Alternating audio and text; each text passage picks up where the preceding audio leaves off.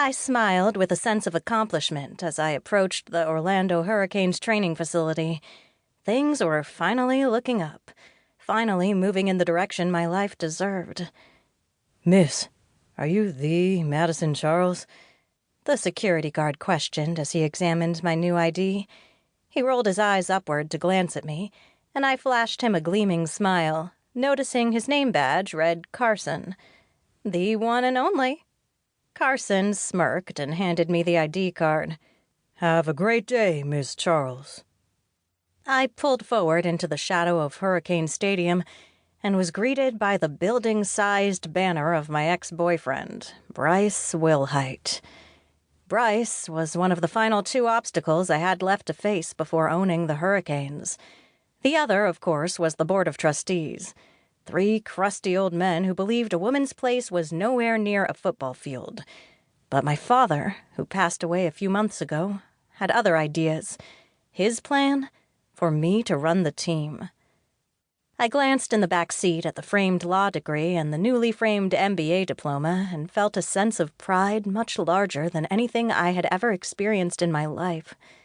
The MBA had been at the top of my father's unspoken list of things that made an owner successful. It had been the cherry atop the law degree. Before Dad passed away, he made it perfectly clear to the trustees who would be running the team and that his daughter, assuming she was responsible enough and had shown the wherewithal to run a professional team, would take over management of the Hurricanes.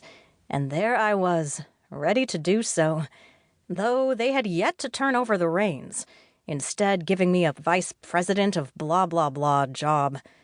There was another vote today, just like there had been every 2 weeks.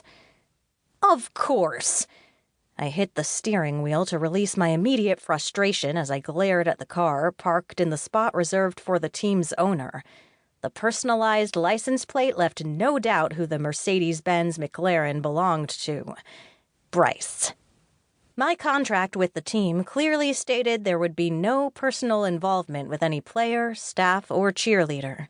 Everyone who worked for the organization had to sign the same agreement, so I wasn't special in that sense. Except not everyone in the organization had dated the star player back in college.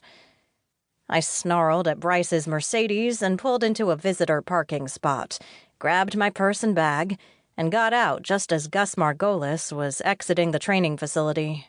Gus, a grandfatherly-looking man, waved and hurried to my car. He was in bad need of a treadmill and low-carb diet. Dad often spoke of Gus's poor health and lifestyle, but they were best friends, so Dad chose to say nothing.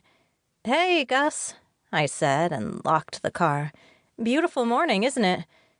I felt sure it would be the day the trustees awarded me the team, removing the VP title and allowing my father's wishes to be granted. "Supposed to rain," he said grumpily. "Tomorrow, too." Gus knew exactly how to take someone's wind out of their sails. I'd known him as long as I could remember. My father, George, and Gus grew up best friends. They went to high school together, attended college together, and Dad always made sure Gus had a job. I couldn't count the number of Christmases and Thanksgivings we spent with Gus's family at our house.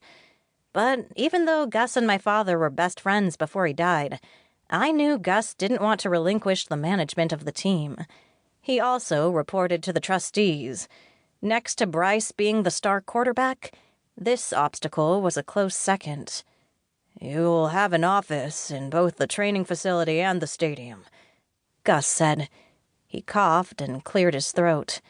I figured Gus wasn't far behind my father. He checked his watch and grumbled, "Can never get the tight ends and receivers here when they're supposed to be.